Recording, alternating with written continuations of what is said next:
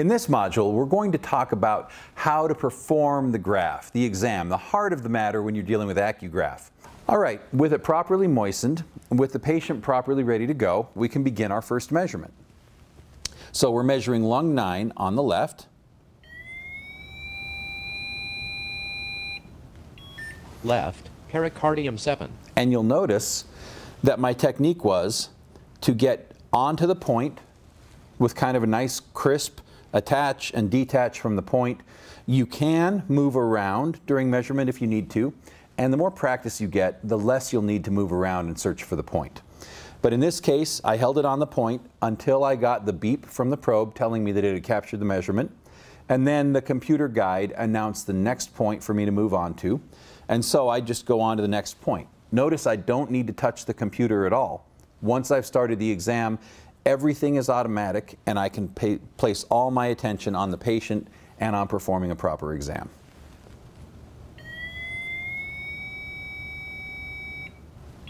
Left, heart 7. Now I simply proceed point by point. Left, small intestine 4. Keeping in mind that it's 3 seconds per point. It's all automatic, and I want to make sure that I get a good stable connection perpendicular to the skin without angling, and I want to concentrate on keeping my pressure uniform on each point so that I'm not pressing harder on one point than I am on another. Left, triple energizer 4. Left, large intestine 4. People sometimes ask, is it permissible to touch or to palpate to find the point before you actually measure it? And the answer is yes. You are certainly free to palpate, to locate the point properly before taking the measurement, and that's totally fine. Right. Another question that I get asked often is it permissible to touch the patient during the exam?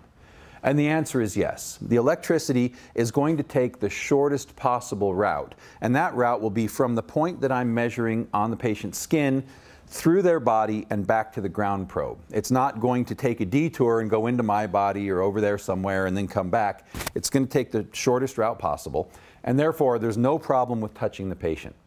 Now, after I've finished the left hand, it's important to note that the patient's still holding the ground bar in the left hand, which could interfere. Again, it's not electrically a problem, but for the sake of convenience, I can ask the patient to switch hands. Go ahead. And now I'm ready to measure the right hand.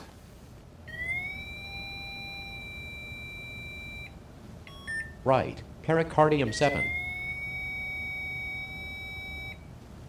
Right, heart 7. You can see right, that once you know the flow of the 4. exam, you can actually move along fairly quickly. Right, triple energizer 4. With 24 points at 3 seconds per point, the entire exam can be done in about 2.5 minutes without having to really rush. Left, spleen 3. Now, once you've completed measuring the hands, next it'll be time to measure the feet. There's no need to move the location of the ground bar, but to be comfortable in measuring the feet, there's several strategies. Some practitioners prefer to have the patient supine on the exam table, where you can move from the hands to the feet without the patient moving. Others like to use a small stool and bend down to get to the feet. I find the easiest thing to do is simply ask the patient to extend the leg, and I just place the foot right here where I can comfortably work with it and where the patient's leg can be relaxed. But whatever technique you use, the main thing you want to keep in mind is that you'll need easy access to all the different sides of the foot without the patient having to really exert themselves very much. Now that I've measured all of the points on the hands, before proceeding with the feet, it's a good idea to moisten the probe again. You can typically moisten the probe once and measure all 12 hand points, and then moisten the probe again and complete the feet. So I moisten the probe, I tap off the excess, and now I'm ready to measure spleen 3 on the left. Remembering to locate it properly, palpate it if I need to, left, and then take a nice clean measurement.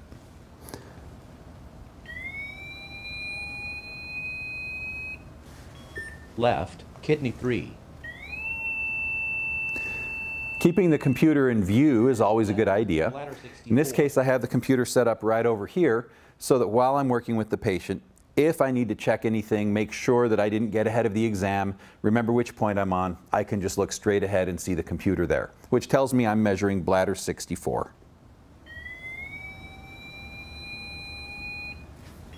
Left, gallbladder 40. Left, stomach 42. Right, spleen 3. Now I'll ask the patient to switch feet.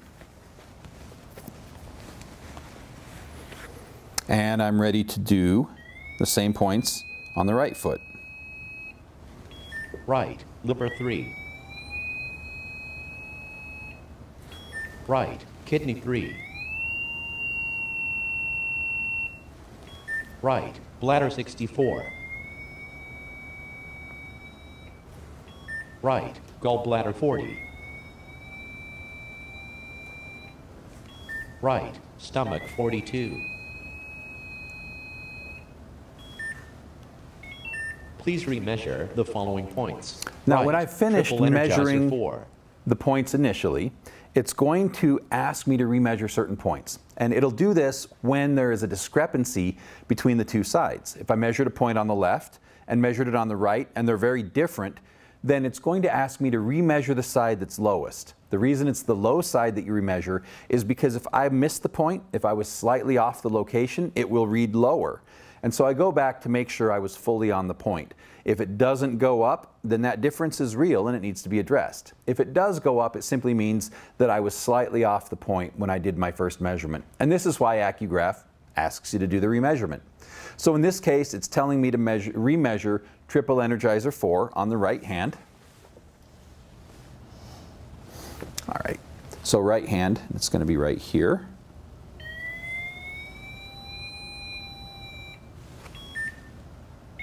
Exam complete. And now with that extra chime, it tells me the exam is complete, and I'm immediately looking at my graph and ready to move on to the next phase of the Accugraph process.